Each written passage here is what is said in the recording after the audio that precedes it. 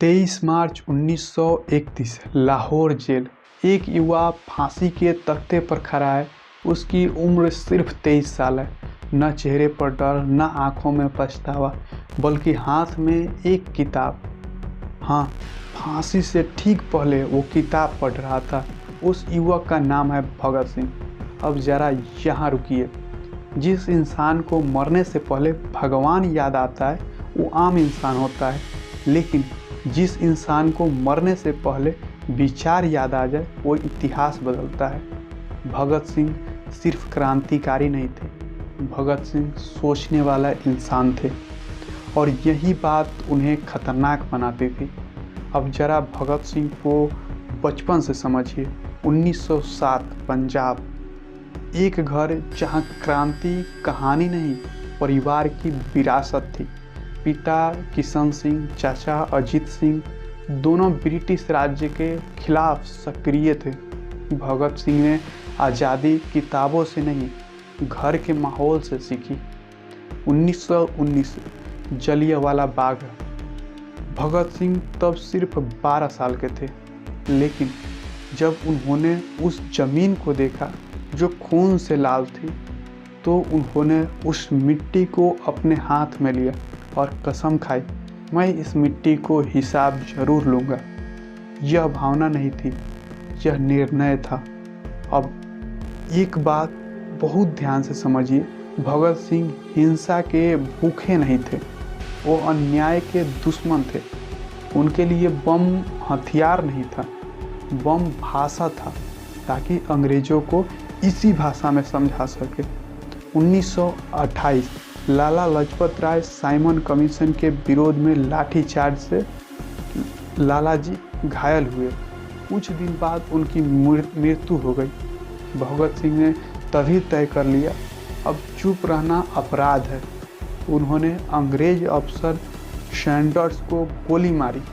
यह हत्या नहीं थी, यह राजनीतिक बदला था। और भगत सिंह भागे नहीं। क्यों?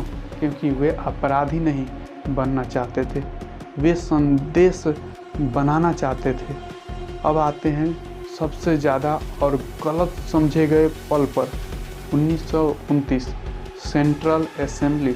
भगत सिंह और बटुकेश्वर दत्त बम फेंकते हैं। बम जानबूझकर कमज़ोर था, कोई मरा नहीं। फिर भी वे भागते नहीं, बल्कि खड़े होकर नारे लगाते हैं, इनकलाब जिंदाबाद। बम फेंककर और ये नारे लगाते हैं, इनकलाब जिंदाबाद। अब ज़रा सच समझिए, भगत सिंह हिंसक होते तो वो भीड़ में बम फेंकते, लेकिन उन्होंने जगह चुनी, समय चुना और फिर खुद को गिरफ्तार करवाया। क्यों? क्योंकि वे कोर्ट को मंच बनाना चाहते थे। जेल में भगत सिंह क्या कर रहे थे? रो रहे थे? नहीं, बिल्कुल नहीं। वे लिख रहे थे, वो पढ़ रहे थे।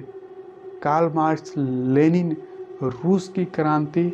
उनका सपना सिर्फ अंग्रेजों को भगाना नहीं था, उनका सपना था एक न्यायपूर्ण समाज, जहाँ शोषण ना हो, जहाँ गरीबी मजबूरी ना हो। अब आते हैं सबसे खतरनाक सवाल पर। क्या भगत सिंह गांधी के खिलाफ थे? बिल्कुल नहीं। वे गांधी का सम्मान करते थे, लेकिन वो अहिंसा को पूरा समाधान नहीं मानते थे। वो अहिंसा को पूरी तरह से समाधान नहीं मानते थे। वे मानते थे जब सिस्टम बहरा हो जाए तो धमाका जरूरी होता है। अब फांसी को समझते हैं। 23 मार्च 1931 अंग्रेज डर गए थे।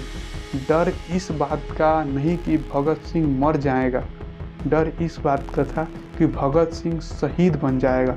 इसलिए फांसी शाम को नहीं, शाम से पहले दी गई, ताकि भीड़ न जुटे। लेकिन इतिहास से भीड़ कभी नहीं रुकी। अब सबसे ज़रूरी बात, भगत सिंह मरकर और ज़्यादा जिंदा हो गए। उनकी मौत ने युवाओं को जगा दिया। अब आज़ादी सिर्फ नेताओं की बात नहीं रही। अब हर नौजवान खून से पूछने लगा, मैं क्या कर रहा हूँ।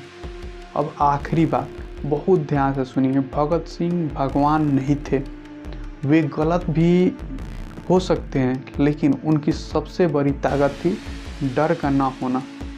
और जो समाज डर से बाहर आ जाता है उसे कोई ताकत लंबे समय तक दबा नहीं सकती कभी भी। भगत सिंह एक शरीर थे जिसे फांसी दी जा सकती थी, लेकिन भगत सिंह एक विचार थे और विचारों को कभी फांसी नहीं दी जा सकती। तो दोस्तों ये वीडियो यहीं पे समाप्त होता है। आपको ये वीडियो कैसा लगा कमेंट करके बताएं। मिलते हैं फिर अगले वीडियो में।